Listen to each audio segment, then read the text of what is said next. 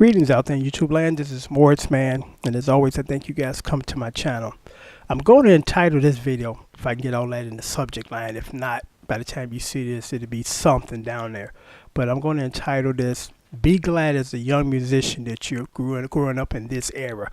And the reason why I say that is the stuff of today is undoubtedly the easiest stuff to play in music history to me.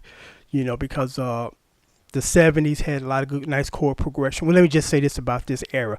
And I'm not knocking it because I realize that everything changes and nothing stays the same, especially music.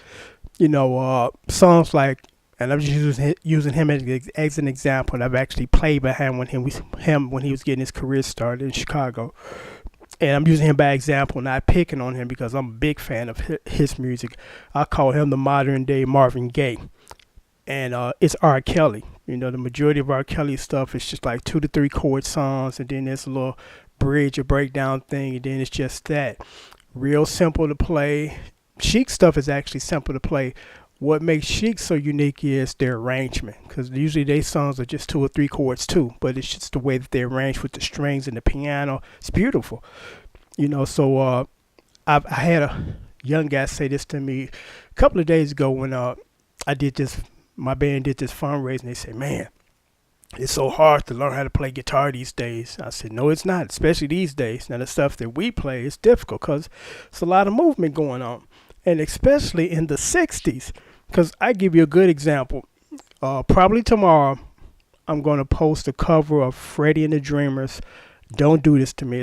They're one of my favorite British groups. And this song is only 1 minute and 52 seconds.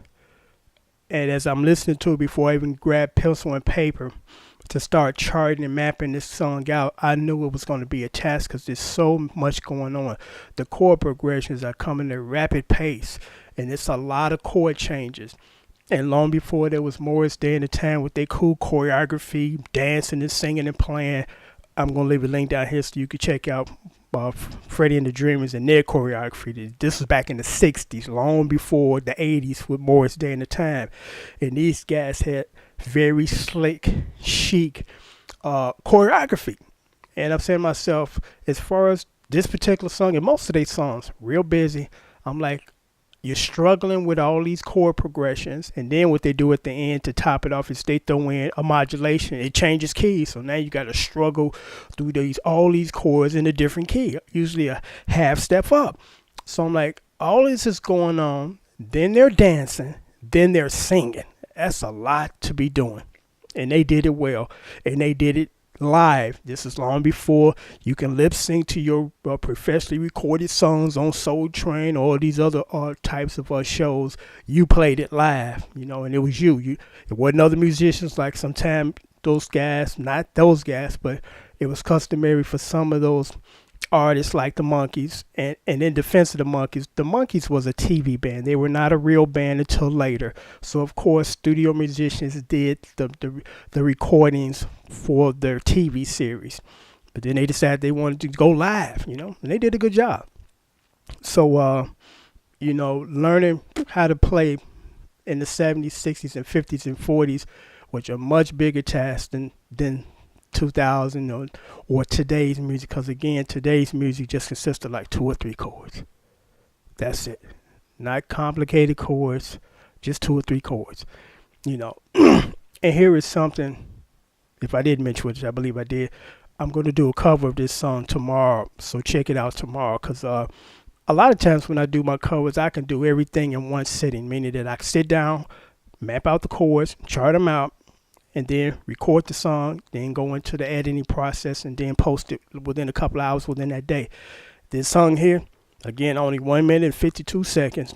I figured out how to play it, you know, because there's a lot of paper here. Because normally I can get all the chords on one song and on one sheet of paper. This is half, and then I haven't even got to the modulation part yet, you know. So I'm have 2 pieces of paper in front of me as I'm playing, and it's a very busy song. It's a lot of chord progressions going on, and like I was just about to mention, what most people don't realize, the connection between the Beatles and Freddie and the Dreamers, because when you think of the world all-time greatest band, the Beatles, hands down, when you think of your favorite British band, the Beatles, hands down.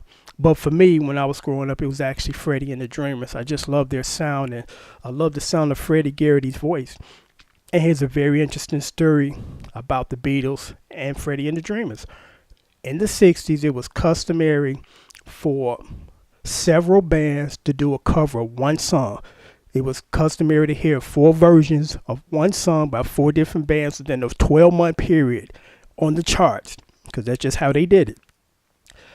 One day, the Beatles heard a version of a song that Freddie and the Dreamers did before it got released.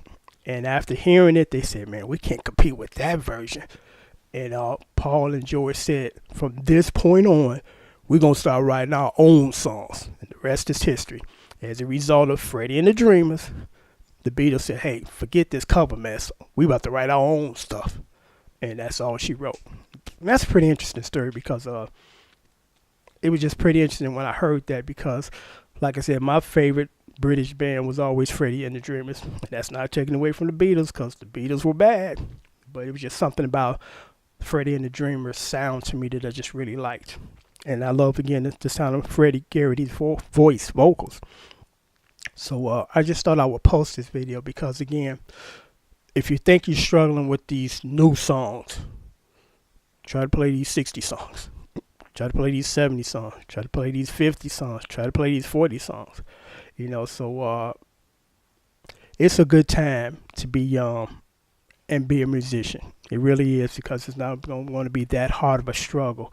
Because I'm listening to the stuff that they was recording in the 60s and 70s, and I was like, how were they able to do some of this stuff? Because I'm fumbling and stumbling, and I'm like, there's no way that I could play this song live, dance, and try to sing it. I'm lucky if I can get through it just playing it, not singing it, or definitely not dancing with it. But these guys did it, and it's not an easy song to get through.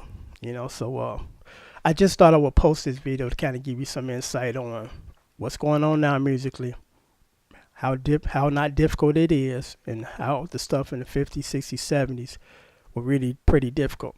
And that era really churned out some really good musicians, because you had to be a good musician to cut it in the business back then, as opposed to you got people on stage like Lil Wayne trying to play guitar, which is a joke. But on that note, I'm going to end it until next time. Take care. Thanks for watching.